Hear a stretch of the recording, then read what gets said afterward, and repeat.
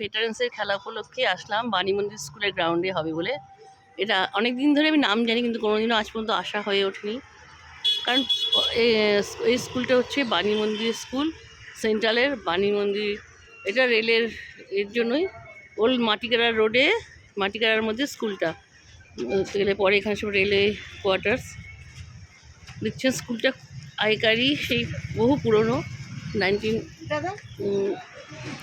এই স্কুলটা হচ্ছে দেখাচ্ছে অনেক 1963 স্কুল। এই বিল্ডিং, স্কুল বিল্ডিং এই দেখতে পাচ্ছেন। আস্তে আস্তে আমি স্কুলে প্রবেশ করছি। ঢুকতে যে এন্ট্রান্সটা, এখানে যে মা সরস্বতী পূজা হয়েছে এবং কি সুন্দর করে অনেক কিছু এখানে আর্ট করা আছে।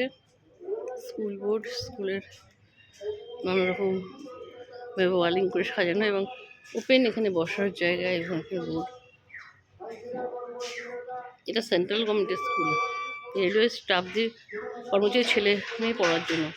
বললেন এখানে যে সিকিউরিটিকে জিজ্ঞেস করলাম, বললো তাদের ছেলেমেয়েরা প্রথমে ভর্তি হয়, যদি জায়গা থাকে তখন পাবলিকেও ছেলেমেয়েরাও নাকি এখানে পড়াশোনার জন্য আসতে পারে।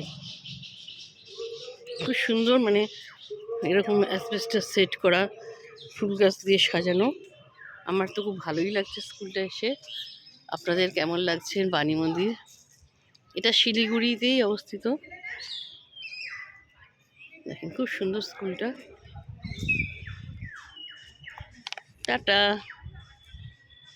যাক, আজকে ভেটারেন্সের খেলাটা এর পিছনের মাঠে বাণী মন্দিরে হচ্ছে, সেই উপলক্ষেই আমার এই বাণী মন্দিরে আসা।